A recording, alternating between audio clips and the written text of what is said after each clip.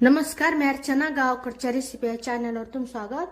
आम्ही तुम्हाला छान अशी पत्तागोबीची रस्सा भाजी दाखवणार आहे. एकदम सोपी पद्धत, पण खायला एकदम टेस्टी अशी. इथं पत्तागोबी असा कट करून घेतलेला, सुक्क खोबरं, लसूण, कोथिंबीर आणि अद्रक घेतलेलं मिक्सरला बारीक करून घ्यायचं. तेल टाकायचं, बारीक कट केलेला कांदा गॅसच्यात मोठी ठेवून कांदा व्यवस्थित परतून घ्यायचा. कांदा परतवल्यानंतर गॅसच कमी केलेली यामध्ये आता हे वाटण टाकायचं.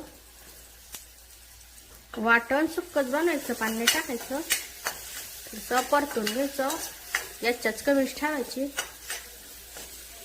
यामध्ये हळद टाकल्यानंतर थोडंसं परतून घ्यायचं. ते वाटण केलेलं थोडंसं पाणी करपू नये म्हणून पाणी टाकायचं. वाटण वाया जाऊ द्यायचं नाही. मिक्स करून घ्यायचं. यामध्ये घरगुती मसाला, काळं तिखट आवडीनुसार टाकायचं. परतून घ्यायचं. यामध्ये आता हा पत्तागोबी व्यवस्थित असं परतून घ्यायचं.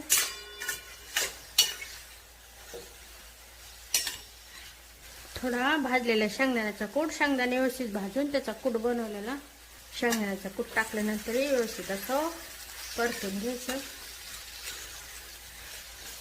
गरजेनुसार पाणी टाकायचं. तुम्हाला जसा रस्सा लागतो त्यानुसार पाणी टाकायचं. चवीनुसार मीठ. गॅसच्याच वाढवलेली आहे. तो व्यवस्थित उकळी आलेली तर गॅसच्याच एकदम मंद करायची.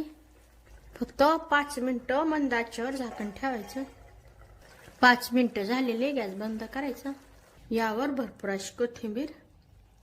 छान अशी पत्तागोबीची रस्सा भाजी तयार झालेली. भाकरी, चपाती, भातासोबतही खायला येते. एकदम सोपी पद्धत, पण खायला एकदम टेस्टी.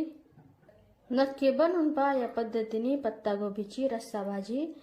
रेसिपी आवडली तर चॅनलला सबस्क्राईब करा. चॅनलवरच्या बाकी रेसिपी जी आवडल्या तर त्यांनाही लाईक करा.